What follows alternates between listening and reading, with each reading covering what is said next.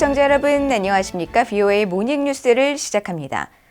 유엔 안보리의 제재 명단에 오른 북한 유조선이 중국 영해 인근에 정박해 있다는 보도를 최근 전해드렸는데 이 유조선이 결국 중국 영해에 진입한 사실이 다시 포착됐습니다. 유엔 제재에 따라 입항이 금지되고 위반 시 억류가 돼야 할 선박인데 최근 대북 제재 이행에 미온적인 태도를 보여온 중국이 실제로 어떤 대응 조치를 취할지 주목됩니다. 함재하 기자가 보도합니다. 일본 해상자위대 초계기가 지난 2018년 2월 촬영한 북한 유조선 천마산호입니다. 오른쪽 선박이 천마산호인데 제재 위반 단속을 피하기 위해 심야 시간에 불법 한적을 하다 카메라에 포착된 것입니다. 천마산호는 당시 중국 상하이에서 동쪽으로 약 250km 떨어진 해상에서 몰디브 선적 유조선 신유한 18호와 불법 한적을 했고 바로 다음 달 유엔 안보리 대북제재위원회는 이 선박을 제재 대상에 올렸습니다. 유엔의 제재 대상인 북한 유조선 천마산호가 이번에는 중국 해역에 진입한 상황이 포착됐습니다. 선박의 실시간 위치 정보를 보여주는 마린 트래픽에 따르면 천마산호는 현지 시각 3일 새벽 중국 푸젠성 푸저우시 해안에서 동쪽으로 약 18km 떨어진 해상에 머물고 있습니다. 앞서 VOA는 지난달 30일 천마산호가 중국 푸젠성 핑탄섬에서 동쪽으로 약 30km 떨어진 중국 영해 밖에 정박한 상황을 보도했습니다. 이후 천마산호는 2일 새벽 북상을 시작하더니 곧바로 중국 본토에서 약 18km 떨어진 지점까지 접근한 것입니다. 한 국가의 영해는 국제법상 12해리, 약 22km입니다. 따라서 천마산호는 지난달 말까지 중국 영해 밖에 머물다가 지금은 중국 영해 약 4km 안쪽까지 들어온 것입니다. 앞서 유엔 안보리 대북제재위원회는 지난 2018년 3월 천마산호 등 선박 27척을 제재했습니다. 특히 천마산호에 대해서는 어느 나라에 들어가든 자산 동결과 입항 금지 조치를 모두 취해야 한다고 명시됐습니다. 자산 동결이나 입항 금지 혹은 선적 취소 등의 단일 조치만 명령한 다른 선박에 대한 제재보다 수위가 높습니다. 이에 따라 천마산호는 중국 해역에 진입할 수 없고 만약 진입한다면 중국 정부는 곧바로 자산 동결, 즉 선박에 대한 억류 조치를 해야 합니다.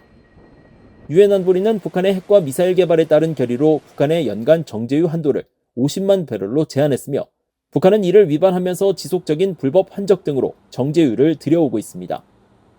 VOA는 천마산호와 함께 유엔 제재 대상인 북한 유조선 지성 6호가 지난 8월 중국 영해에 진입한 사실을 확인했지만 중국 정부는 당시 지성 6호의 중국 해역 진입을 금지하지 않았고 선박을 억류하지도 않았습니다.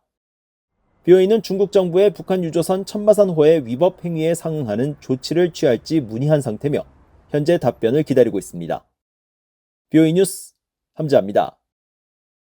미국과 한국, 일본, 호주의 육군 참모총장들이 인도태평양 육군 참모총장 회의에서 만나 북한의 핵미사일 위협에 대응하기 위한 상호협력의 중요성에 공감했다고 한국 육군이 밝혔습니다.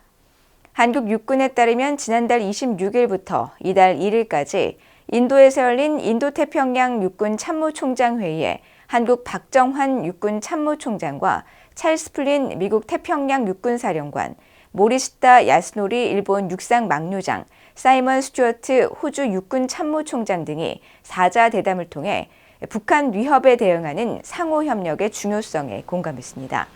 한편 랜디 조지 미국 육군 참모총장과 한국의 박정환 육군 참모총장은 별도 양자 대담을 통해 미한동맹 70주년을 계기로 협력을 심화하는 방안을 논의했으며 박 총장은 K9 자주포 등 한국의 무기 체계를 도입한 인도의 마노즈 판데 육군 참모총장과도 만나 방위 산업협력 활성화 방안을 상의한 것으로 알려졌습니다. 일본의 가미카와 요코 외무상이 한국은 국제사회의 다양한 과제 대응에 파트너로 협력할 중요한 이웃이며 현재 전략 환경에 비춰봐도 한일 협력과 미한일 협력이 어느 때보다 중요하다고 밝혔다고 매일경제와 연합뉴스 등 한국 언론들이 보도했습니다. 보도에 따르면 가미카와 외무상은 3일 일본 주재 한국 대사관 주최로 도쿄의 한 호텔에서 열린 한국 개천절 국경일 행사에 참석해 축사를 통해 한일 관계에 대해 이같이 말하고 젊은 의원 시절 일한 의원동맹 소속 의원으로 한국 의원들과 교류하고 또 외무상으로 인사를 하게 돼 특별한 인연을 느낀다면서 한국 방문을 기대하고 있다고 밝혔습니다. 지난달 취임한 가미카와 외무상은 이어 최근 유엔 총회에서 한국의 박진 외교부 장관과도 대승적 관점에서 의미 있는 회담을 했다며 양국 관계 발전에 함께 나가겠다고 강조했습니다. 일본 외무상이 한국 국경일 행사에 참석한 것은 2018년 고노다로 당시 외무상 이후 5년 만입니다. 윤덕민 일본 주재 한국 대사는 이날 한일 관계가 기시다 후미오 총리의 리더십과 결단을 바탕으로 놀라울 정도로 진전됐다고 평가하고 한일 관계를 양국 국민들이 피부로 체감할 수 있고 국제사회에 기여하는 한 단계 높은 차원으로 업그레이드해 나가야 한다고 강조했습니다. 한인 비영리 단체인 한미연합회가 한미상호방위조약 체결 70년을 맞아 함께 갑시다라는 주제로 개최한 한미동맹 70주년 기념식이 1일 미국 뉴저지주 포트리 커뮤니티 센터에서 열렸습니다.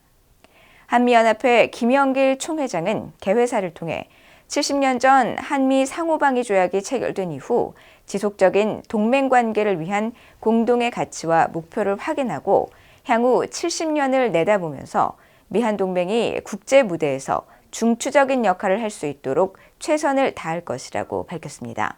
이날 기념식에서는 기조연설을 통해 미한 동맹의 중요성을 강조한 버나드 샴포 전 주한 미팔군 사령관을 비롯해 한인과 한국전쟁 참전용사 등 1000여 명이 참석해 미한 동맹을 지지하는 선언문을 낭독했고 반기문 전 유엔 사무총장과 연방하원의 미셸 박스틸 의원과 그레이스맹 의원 등이 영상 축하 메시지를 전했습니다.